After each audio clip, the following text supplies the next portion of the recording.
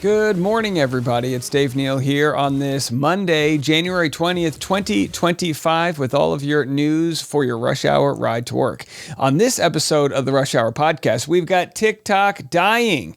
That's right, and then it came back to life. It's like the Jesus of social media. I'll explain this wild political game being played with the favorite vertical video app and what it looks like moving forward. Also, it looks like Allie was caught moving her stuff out from James Kennedy's pad in Vanderpump Rules news. We'll get into that. And a wild weekend for Blake Lively and Justin Baldoni. Now we've got a reporter who thinks Blake Lively may end up settling with Justin. That would be pretty wild. Could that happen?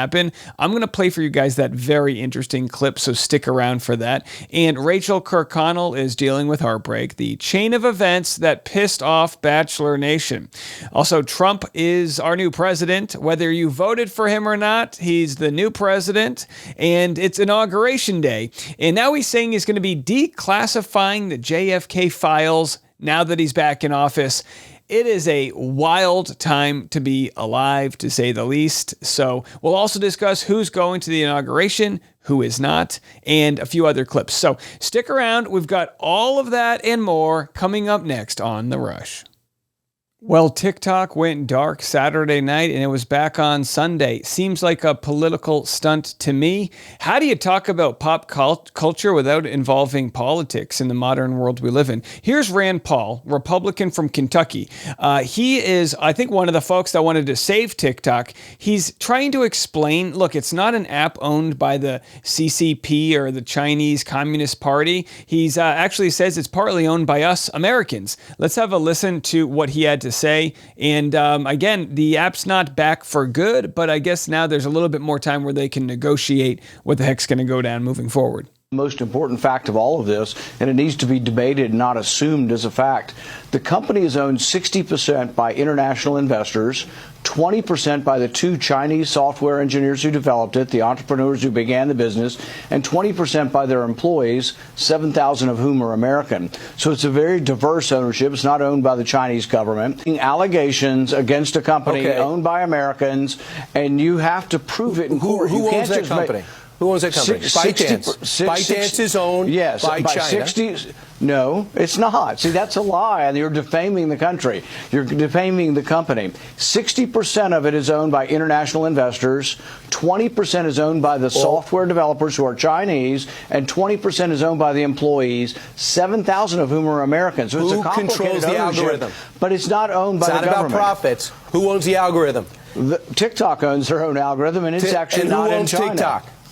ByteDance. And who owns ByteDance? The Chinese government. No, they don't. See, you've just told a lie, Brian. You can't say on TV something that's a lie about a company. Okay. I mean, and Fox knows a thing or two about getting sued for defamation. So it was wild, right? They announced TikTok's gone Saturday, and then before you could even miss it, they come back, and this is where it gets bizarre. And look, I always say this: don't piss on my leg and tell me it's raining, folks. Just don't. You know what I mean? Let's call it out for what it is. This sort of TikTok sort of welcoming itself back on the eve of before the new president takes office. It's very bizarre. They say, "Welcome back. Thanks for your patience and support. As a result of President Trump's efforts, TikTok is back in the U.S. You can continue to create, share, and discover." It is, the internet went crazy when they saw this because it's a little reminiscent of when the stimulus checks were signed by Donald Trump. We're going to get into all of this, regardless of what you think about the matter. It's worth discussing in a world where we've got just several, right? 3 or so people that are running the major platforms, that being Zuckerberg, Elon Musk, and I guess, is Trump running TikTok now? I don't think officially, but clearly they're working together. Here's what Trump had to say about bringing TikTok back. And as of today, TikTok is back.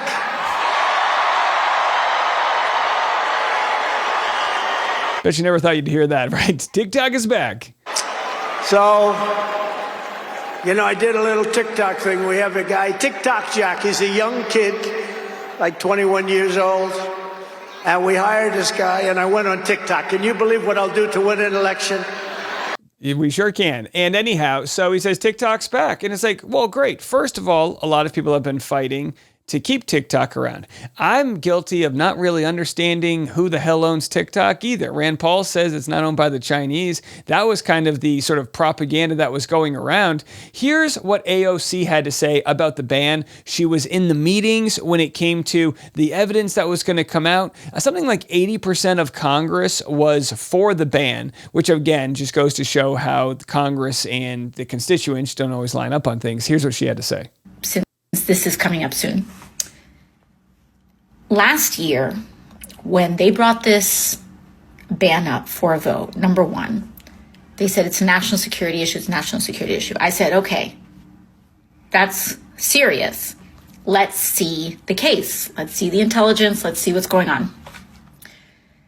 I can tell you that what was presented to all of the members voting on this thing was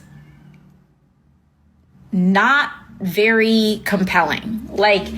And by the way, I'd love to see what that information is. But again, if there's anything at risk, we'd like to know about it. But as we know, Facebook, Instagram, they already sell our information out to the highest bidder. So I don't think the argument should be that, we shouldn't have TikTok. I think we should make sure all of the apps don't have their finger on the sort of scale to influence thought or decision in one way versus the other. I think that's the smart way to go. Anyway, so here's AOC's response to finding out TikTok's back. There's another development, and I want to show you this. I need to show you this. This is so crazy.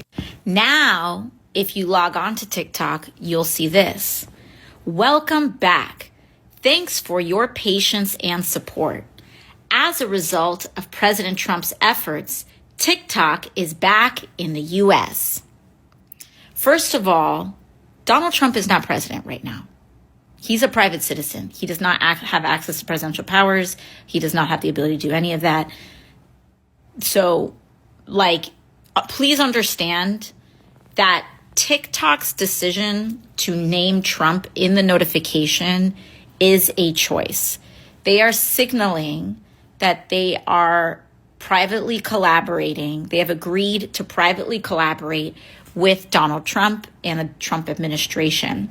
And for all of those concerns that people were saying that TikTok is going to be used as a propaganda tool by the Chinese, understand they're using it as a propaganda tool for the right. So there it is. And look, here's the thing, right? TikTok, they were saying the value might be in the $20 billion range, just the US version of it. They're not going to go out quietly. If they need to bend the knee and kiss the ring, they're going to do just that. TikTok has been invited to sit next to Facebook and to sit next to Elon Musk, Zuckerberg, of course, with Facebook at the inauguration. And, what comes next is yet to be seen. Trump says he wants the, US government or US citizens to have a joint venture with TikTok where they own 50%. We'll have to see what they negotiate moving forward. Here's a nice reel that I found which shows some wild conspiracies going on right now. So the TikTok was shut down. The TikTok, like the Facebook. The TikTok was shut down sometime Saturday evening for, 12 hours, 15 hours, whatever it was.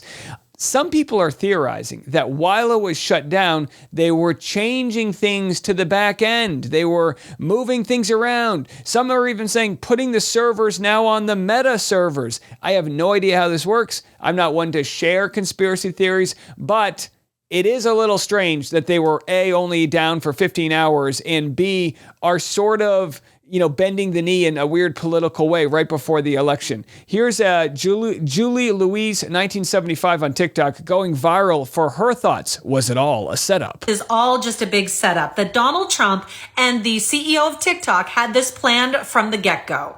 As you know, Donald Trump and the CEO of TikTok sat down in Mar-a-Lago and had who knows what kind of discussion. People are now thinking that this was set up to make Donald Trump look like the savior of TikTok and to allow TikTok to continue running in the U.S. TikTok had shared a statement saying that they needed some sort of reassurance from the government or the Department of Justice that nobody would be going after businesses for running on TikTok. Yeah, because TikTok was going to get fined $5,000 per account, which, with hundreds of millions of people, on the app, it really drained them. Well, Donald Trump came to the rescue today and did post that statement.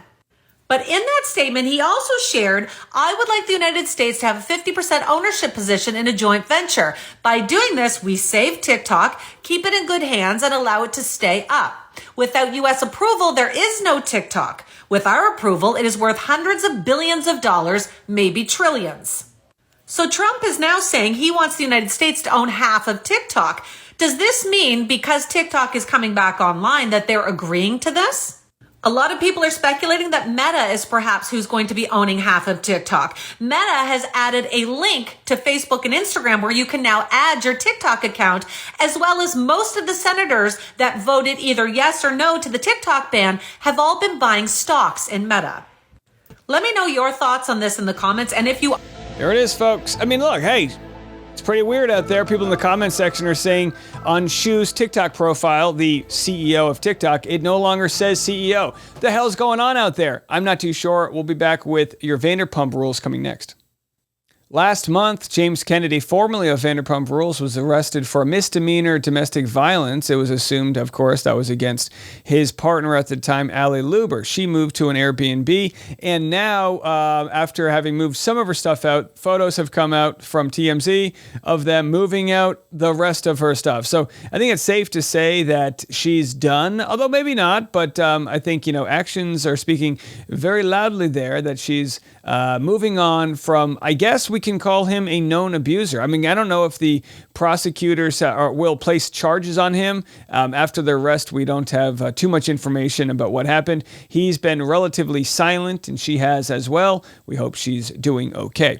All right, well, let's move it to a very big story we've been covering for a good bit now. Justin Baldoni and Blake Lively, we are reaching the fever pitch of the sort of trading of lawsuits. The first one being the lawsuit that is Blake Lively suing him for sexual harassment. He's suing her for defamation, amongst other things. Here's actually some video of Justin Baldoni right here in Hawaii taking photo with fans. So he still has fans following him. It's going to be a hot story. In this world we live in right now, paparazzis are essentially, not needed, with Instagram and short form content. But when there's a hot story like Blake Lively and Justin Baldoni, you're going to find paparazzi following. So a bunch of fangirls out there in the parking lot lining up their photos to take with both him and his wife right there. And yeah, what's really interesting though about Blake Lively and Justin Baldoni is what was actually said by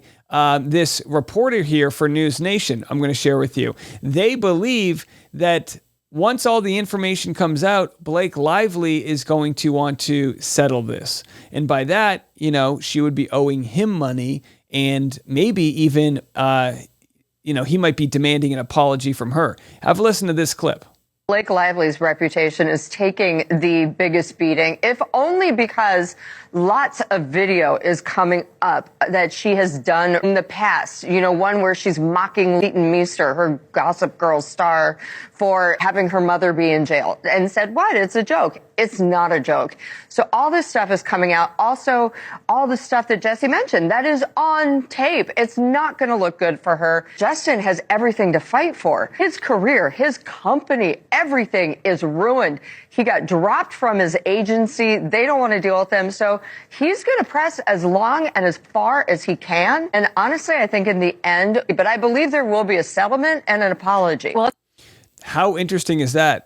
The reporter says they believe there'll be a settlement and an apology. Again, how much money are we talking about? I think what's very interesting about this is it's less about the money. Now, yes, he is suing her for $400 million, but I think it's more about regaining his livelihood. If there's any truth to her accusations against him, he probably doesn't work again. She's going to have to prove that in court. He's trying to prove defamation, but what's more interesting than whether or not he wins his case of defamation is the public opinion on what actually went down.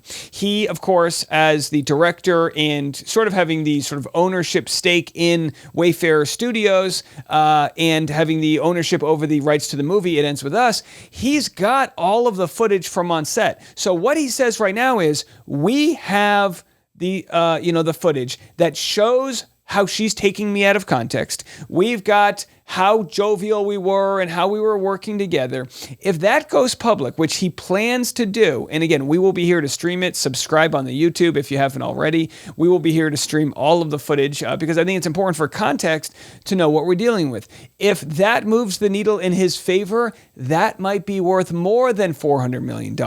Because honestly, look, he's a millionaire. She's worth a lot more, but he's got billionaire backers. He's going to be just fine financially if he can get his career back on track. So again, I think he would be willing to drop his case against her if she dropped her case against him and, probably had some sort of she pays for his lawyers, but also she apologizes. I think that's what he's after more than anything, is admitting that he didn't do anything wrong. Now, will she do that? I'm not sure, but there is so much at stake here. I know a lot of people want to see this go to trial, but if there's any smart people involved in Ryan Reynolds' camp, in Blake Lively's camp, they're not going to want this to go any further if what Justin is saying is true. Now, at this point, we can only kind of go on the screen grabs we've seen, but when we get to the video evidence, the documentary style video evidence, which would be all the camera angles of all the takes, the sound of them before and after the take, getting along on set, which I'm sure they got along on set until they didn't. I think it's going to be extremely damning for her if that all lines up. And time will tell. Money will talk. If they do settle, we'll know it's because they didn't have enough to prove their case. Maybe they'll try to, get out of it and save face and say they've got bigger things going on. They don't want to be dragged out in court for years. But either way, it'll have to be like a very big truce. I think they should do that. If she can't prove the harassment. If she can prove that he harassed her, and win that in court, then he's dead, career-wise, and she moves on. But that's yet to be seen. Now, we made some videos over the weekend. They did monstrous, so good. So I know there's a big appetite to follow this. We're going to actually take this clip I just shared with you. I'm going to elaborate on it a little bit more on our next video in about an hour or so, mid-morning today. So we'll continue to talk about that, but it's absolutely wild stuff. And speaking of wild stuff, what a wild weekend for Rachel Kirkconnell and Matt James. Oh my gosh, this was wild. So on Friday, how many times can I say wild? On Friday, we shared their breakup. It was a shocker to all involved. And then we found out on Saturday morning that Trinity Kirkconnell, Rachel's sister, said that they were only broken up for 3 hours before he made his impromptu Instagram post. Now, as far as it stands right now, we have not heard from Rachel. I'm sure we will at some point. Maybe the relationship ended on a rough term. Maybe she feels like he wasted the last 4 years of her life. I'm not entirely sure, but I know she's very graceful the way she uses her social media, and I'm sure she will take the high road. But I'm very interested to see what she has to say. So stay tuned for that. That could be coming any day now. All right. Well, coming up next, we've got what Megyn Kelly said about who's attending the inauguration and who's not. Now, as you guys know, it's a love-hate relationship with Megyn Kelly. On the one hand, I like, that she's, ready to call it as she sees it. On the other hand, I think she's got some lead poisoning happening. I think she's just falling victim to those culture war issues, or even more sinisterly, she knows what she's doing, right? She's if it bleeds, it leads, and she's willing to pick apart every issue. But I'm going to share what she had to say about who's attending the inauguration, and then afterwards, we're going to hit her with a little hypocrisy, which, by the way, is exactly what she would do to somebody else. So I hope she appreciates that, by beating your fist and just getting so upset ain't going to look good for you. Who's refusing to go to the inauguration? Michelle Obama. And Kamala Harris has refused to invite the next second family, J.D. Vance and his wife, Usha. So she's upset that Michelle Obama is not going to the inauguration. Are you kidding me right now? I don't know why you would hold a former first lady to a standard that you wouldn't even hold a former president to. And why? There was one major person who did not attend Joe Biden's inauguration in 2020. You know who that was? Donald Trump. Yeah. So why are you all worried about Michelle Obama's not going to be at Trump's inauguration? Yeah. What a bad look. What a bad look when a president doesn't participate in the peaceful transfer of power. I mean, look, right? I'm all about this, right? The person who I voted for didn't get elected. And you know what? I can take a loss. You know, I can understand. I think there was a pretty fair election. Yet people in the comments will say, oh, but it wasn't fair 4 years ago. So what is it? Is it only fair when you win? You know what I mean? And I'm sorry, I might not win over everybody by sharing that opinion, but I would be remiss if I wasn't truthful with my audience. I think it's bullshit that Trump didn't go to Biden's inauguration. I think that's the type of stuff that continues to divide our country. You know, say what you want about Bush and Obama and Clinton and all these other guys. They passed the torch. They agreed to disagree. They had civil conversations. Not everything. And you know what? A lot of people say, well, we need to live in a world where we have change and this and that. Okay, but it starts with admitting when you've lost. And he never did that. And this time he won. Here's what Joe Biden, I guess on one of his last days of the presidency, had to say about not playing those games. It was stupid as a joke that you didn't sign the checks that went out to people from your administration when you were giving COVID help after Donald Trump put his name on the checks that went out during his administration. And when I heard that, I believe I know what that was. I believe that you were approaching it exactly the same way the guy over the fireplace, Franklin Roosevelt, approached Social Security checks. First one went out in 1940 when he's running for re-election, and it's signed by the chief disbursing officer of the Treasury, because it would be indecent and beyond his comprehension that a president would dare take credit for something that was legislated by the Congress and that was enacted that way. And I'm assuming, did it cross your mind to put your name on the checks? Only in that I kept being here from other people. The president sent me a check for $7,500. The president did it. Why aren't you helping me? Well, it was a bill we did, but anyway. And again, it was a check for $750. And now what's happening with the wildfires is that checks went out, or, debit cards went out to people for wildfires for $750, to buy groceries and to take care of themselves those days. That's not to rebuild their house. And now people are saying, oh, they're only giving $750 to people who lost their homes. It's just so disingenuous to have these conversations and not have them the right way, which is, this isn't money that Biden could give to people as much as it wasn't money Trump could give to people. It's the American taxpayers' money that we all pay into. So when you see the wildfire issue and you see, we're only going to fund them with contingencies. Oh, does California say that when they pay their taxes? We're only going to pay our taxes with contingencies. No, when there's a disaster, you cut the check and you help your fellow Americans. That's just how it works. Now, speaking of helping fellow Americans, there was a video I watched over the weekend by Mr. Beast. It was titled, I Helped 2,000 People Walk Again. Now, think what you want about Jimmy Donaldson, Mr. Beast. This video, several days old, a week old, has 63 million views. His channel has 346 million subscribers. He takes the money he receives from AdSense and he uses it to pay it forward to help other people out. Some people will argue, yeah, but he's, popularizing their pain. He's objectifying them. No, what he's doing is taking people that need help and he's giving them that help.